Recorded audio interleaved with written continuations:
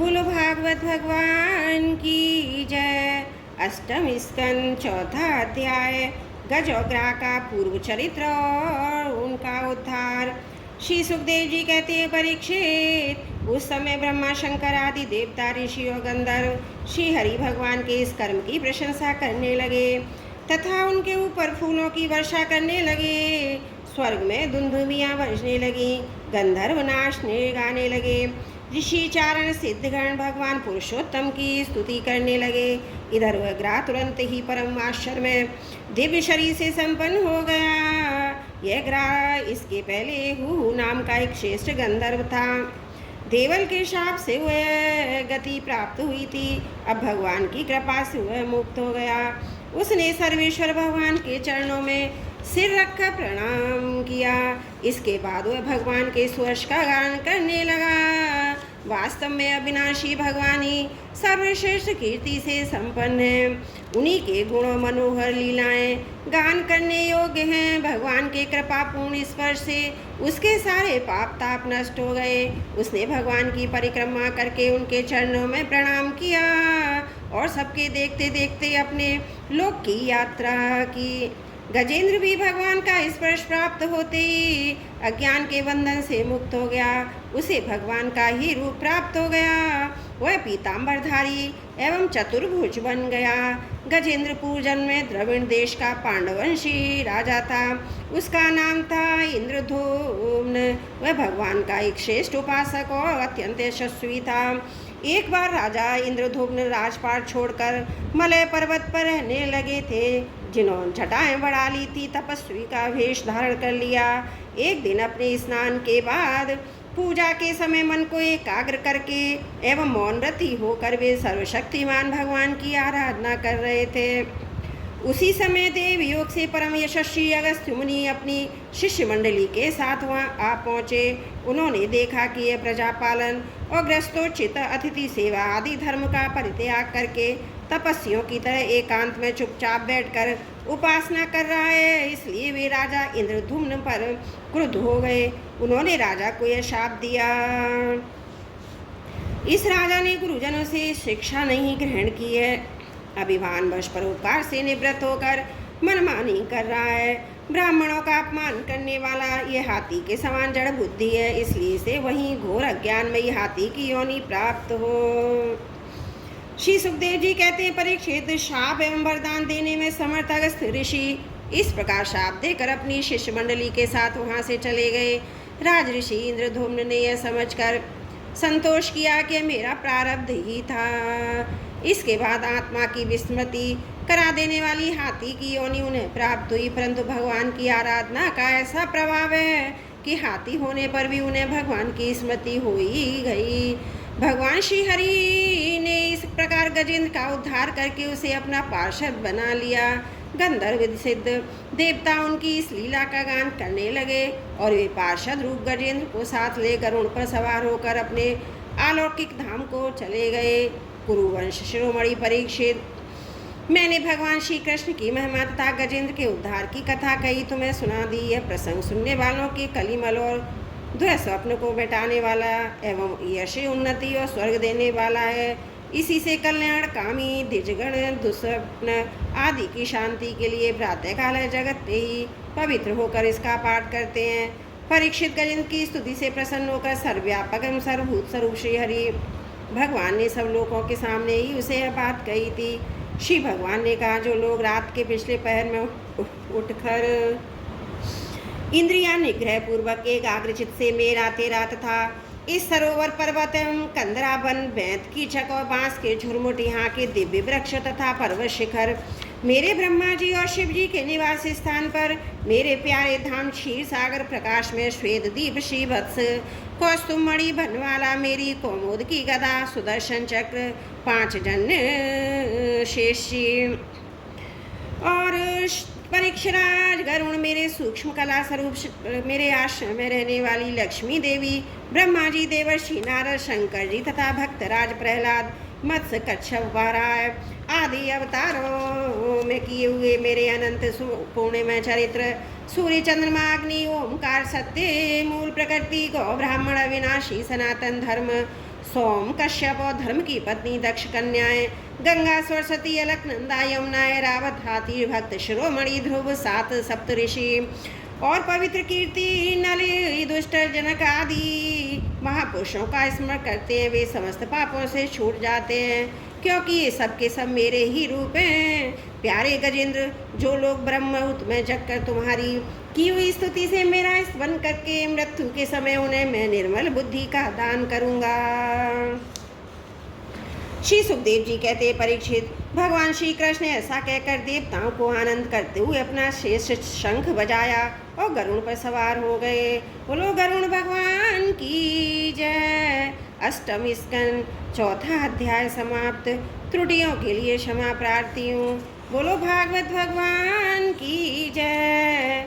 अष्टम स्कंद पांचवा अध्याय। देवताओं का ब्रह्मा जी के पास जाना और ब्रह्माकृत भगवान की स्तुति करना। श्री सुखदेव जी कहते, परीक्षित, भगवान की यह गजेंद्र मोक्ष की पवित्र लीला समस्त पापों का नाश करने वाली है, इसे मैंने तुम्हें सुना दिया।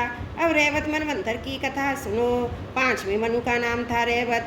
वे चौथे मनु तामस के सगे भाई थे। उनके अर्जुन, बलि, विंध्य आदि कई पुत्र थे। उन मनवंतर में इंद्र का नाम था विभु और भूतरय आदि देवताओं के प्रधान गण थे। परीक्षित, उस समय हिरण्यारोमा, वेदशिरा, ऊर्ध्वायु आदि सप्त ऋषि थे। उनमें शुभ्र ऋषि की पत्नी का नाम था वैकुंठा। उन्हीं के घर से वैकुंठ नामक शेष देवताओं के साथ अपने यंश से स्वयं भगवान ने वैकुंठ नामक अवतार धारण किया। उन्होंने लक्ष्मी देवी की प्रार्थना से उनको प्रसन्न करने के लिए वैकुंठ धाम की रचना की थी। वह लोक समस्त लोकों में श्रेष्ठ है। उन वैकुंठनाथ के कल्याण में गुण और प्रभाव का वर्णन मैं संक्षेप में तीसरे स्कंद में कर चुका हूँ। भगवान विष्णु के संपूर्ण गुणों का वर्णन तो वह करे जिसने पृथ्वी के परमाणुओं की गिनती कर ली हो। छठे मनु चक्षु के पुत्र चाक्षुष थे। उनके पुरुष सुधूम्न आदि कई पुत्र थे। इंद्र का नाम था मंत्रद्रुम और प्रधान देव करते आप्य आदि। उस मनमंत्र में भविष्यमान और बीरक आदि सप्त ऋषि थे। जगतपति भगवान ने उन समय भी वैराज की पत्नी संभूति के गर्भ से अजीत नाम का अंश अवतारण ग्रहण किया था। उन्होंने ही समुद्र मंथन करके देवताओं को अमृत पिलाया तथा वे ही कश्यप रूप धारण करके मंदराचल की प्रार्थना ली आधार बने। राजा परीक्षित ने पूछा, भगवान ने क्षीर सागर का मंथन कैसे किया? उन्होंने कच्छप रूप धारण करके किस कारण किस उद्देश्य से मंदराचल को अपनी पीठ पर धारण किया? देवताओं को उस समय अमृत कैसे मिला? और भी कौन कौन सी वस्तुएं समुद्र से निकली? भगवान की लीला बड़ी अद्भुत है। आप कृपा करके अवश्य सुनाइए। आप भक्त वत्सल भगवान की महिमा का ज्यों का ज्यों वर्णन करते हैं, त्यों ही त्यों मेरा हृदय सबकी ओर भी मन्नु उत्सुक होता जाता है। अघाने का जो नाम ही नहीं लेता, क्यों ना हो बहुत दिनों से संसार की ज्वालाओं से जल रहा है। सूर्य कहते, शौनक आदि ऋषियों, भगवान श्री सुखदेव जी ने राजा परीक्षित के इस प्रश्न का अभिनंदन करते हुए भगवान की समुद्र बंधन लीलाओं का वर्णन आरंभ किया। श्री सुखदेव जी कहते हैं, परीक्षित, जिस समय की यह बात है उस समय असुरों ने अपने तीखे शस्त्रों से देवताओं को पराजित कर दिया था। उस युद्ध में बहुतों के तो प्राणों पर ही बनाई। वे रणभूमि में गिरकर फिर उठ न सके। दुर्वासा के शाप से तीनों लोक और स्वयं इंद्र भी क्षीण हो गए। यहाँ तक कि यज्ञ आदि धर्म कर्मों का भी लोप हो गया। यह सब दुर्दशा देखकर इंद्र, वरुण आदि देवताओं ने आपस में कुछ सोचा समझा, परंतु अपने विचारों से वे किसी निश्चय पर नहीं पहुँच सके। तब वे सबके सब सुमेरु के शिखर पर स्थित ब्रह्मा जी की सभा में गए और वहाँ उन लोगों ने बड़ी नम्रता से ब्रह्मा जी की सेवा में अपनी परिस्थिति का विस्तृत विवरण उपस्थित किया। ब्रह्मा जी ने स्वयं देखा कि इंद्र, वायु आदि देवता क्षीण एवं शक्तिहीन हो गए हैं। लोगों की परिस्थिति बड़ी विकट संकटग्रस्त हो गई है और असुर इसके विपरीत फल फूल रहे हैं। समर्थ ब्रह्मा जी ने अपना मन एकाग्र करके परम पुरुष भगवान का स्मरण किया। फिर थोड़ी देर रुककर प्रफुल्लित मुख से देवताओं को संबोधित करते हुए कहा, देवताओं में शंकर जी, तुम लोग अतः असुर, दैत्य, मनुष्य, पशु, पक्षी, वृक्ष, स्वेदज आदि समस्त प्राणी जिनके विराट रूप के एक अत्यंत स्वल्प अंश से रचे गए हैं, हम लोगों ने अविनाशी प्रभु की ही शरण ग्रहण करें। यद्यपि उनकी दृष्टि में ना कोई वध का पात्र है, ना रक्षा उनके लिए, ना तो कोई उपेक्षणीय है, ना कोई आदर का पात्र है। फिर भी सृष्टि, स्थिति और प्रलय के लिए समय समय पर रजोगुण, सद्गुण और तमोगुण को स्वीकार किया करते हैं। उन्होंने इस समय प्राणियों के कल्याण के लिए सद्गुण को स्वीकार कर रखा है, इसलिए जगत की स्थिति और रक्षा का अवसर है। अतः हम सब उन्हीं जगत गुरु परमात्मा की शरण ग्रहण करते हैं। वे देवताओं के प्रिय हैं, देवता उनके प्रिय, इसलिए हम निज जनों का वे अवश्य कल्याण करेंगे। श्री सुखदेव जी कहते हैं, परीक्षित, देवताओं से यह कहकर ब्रह्मा जी देवताओं को साथ लेकर भगवान अजित के निज धाम बैकुंठ में गए। वह धाम तपोमयी प्रकृति से भरे हैं। इन लोगों ने भगवान के स्वरूप और धाम के संबंध में पहले से ही बहुत कुछ सुन रखा था, परंतु वहाँ जाने पर उन लोगों को कुछ दिखाई ना पड़ा। इसलिए ब्रह्मा जी एकाग्र मन से वेदवाणी द्वारा भगवान की स्तुति करने लगे। ब्रह्मा जी बोले, भगवान, आप निर्विकार, सत्य, अनंत, आदि पुरुष, सबके हृदय में अंतर्यामी रूप से विराजमान अखंड एवं अतक कर रहे हैं। मन जहाँ जहाँ जाता है वहाँ वहाँ आप पहले से ही विद्यमान रहते हैं। वाणी आपका निरूपण नहीं कर सकती। आप समस्त देवताओं के आधार ही और स्वयं प्रकाशक हैं। हम सब आपके चरणों में नमस्कार करते हैं। आप प्राण, मन, बुद्धि और अहंकार ज्ञाता हैं। इंद्रियां और उनके विषय दोनों ही आपके द्वारा प्रकाशित होते हैं। अज्ञान आपका स्पर्श नहीं कर सकता। प्रकृति के विकार, मरने, जीने और शरीर से भी आप रहित हैं। जीव के दोनों पक्ष विद्या और विद्या आप में बिल्कुल ही नहीं है। आप अविनाशी सुख स्वरूप हैं। सत्ययुग, त्रेता और द्वापर में तो आप प्रकट रूप से ही विराजमान रहते हैं। हम सब आपकी शरण ग्रहण करते हैं। यह शरीर जीव का एक मनोरथ चक्र, रथ का पहिया है। 10 इंद्रियां और 5 प्राण, ये 15 इसके अरे हैं। सतरज और तम, ये 3 गुण इसकी नाभि हैं। पृथ्वी, जल, तेज, वायु, आकाश, मन, बुद्धि और अहंकार, ये 8 इसमें नेमी पहिए के घेरे हैं। स्वयं माया इसका संचालन करती है। यह बिजली से भी अधिक शीघ्रगामी है। इस चक्र के धुरे हैं स्वयं परमात्मा। वे ही एकमात्र सत्य हैं। हम उनकी शरण में हैं, जो एकमात्र ज्ञान स्वरूप, प्रकृति से परे एवं अदृश्य है, जो समस्त वस्तुओं के मूल में स्थित है, अव्यक्त है और देश काल और वस्तु से निराला, जिनका पार नहीं पाया जा सकता। वही प्रभु इस जीव के हृदय में अंतर्यामी रूप से विराजमान रहते हैं। विचारशील मनुष्य भक्ति योग के द्वारा उन्हीं की आराधना करते हैं। जिस माया से मोहित होकर जीव अपने वास्तविक लक्ष्य अथवा स्वरूप को भूल गया है, वह उन्हीं की ही और कोई भी उनका पार नहीं पा सकता। परंतु सर्वशक्तिमान प्रभु अपनी उस माया तथा उसके गुणों को अपने वश में करके समस्त प्राणियों के हृदय में संभाव से विचरण करते रहते हैं। जीव अपने पुरुषार्थ से नहीं, उनकी कृपा से ही उन्हें प्राप्त कर सकता है। हम उनके चरणों में नमस्कार करते हैं। यों तो हम देवता और ऋषिगण भी उनके परम प्रिय सत्वमय शरीर से ही उत्पन्न हुए हैं, फिर भी उनके बाहर भीतर एक रस प्रकट वास्तविक स्वरूप को नहीं जानते। तब रजोगुण एवं तपोगुण असुरादि तो उन्हें जान ही कैसे सकते हैं। उन्हीं प्रभु के चरणों में हम नमस्कार करते हैं।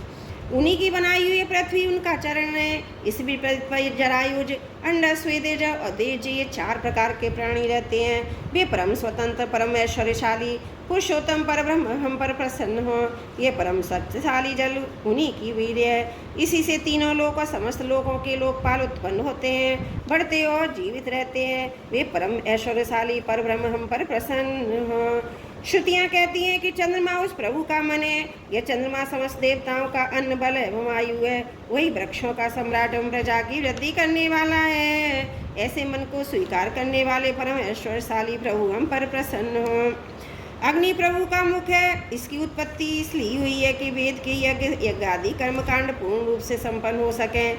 यह अग्नि शरीर के भीतर जठराग्नि रूप से और समुद्र के भीतर बड़वानल के रूप से रहकर उनमें रहने वाले अन्य जल आदि धातुओं का पाचन करता रहता है और समस्त द्रव्यों की उत्पत्ति उसी से हुई है। ऐसे परम ऐश्वर्यशाली भगवान हम पर प्रसन्न हो, जिनके द्वारा जीव देवयान मार्ग से ब्रह्मलोक को प्राप्त होता है, जो वेदों की साक्षात मूर्ति और भगवान के ध्यान करने योग्य धाम है, जो पुण्य लोक स्वरूप होने के कारण मुक्ति के द्वारा अमृत में है और काल रूप होने के कारण मृत्यु भी है।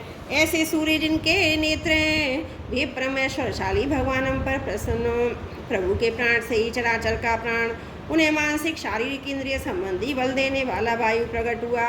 वह चक्रवर्ती सम्राट है, जो इंद्रियों के अधिष्ठाता देवता हम सब उनके अनुचर। ऐसे परमेश्वरशाली भगवान हम पर प्रसन्न हो।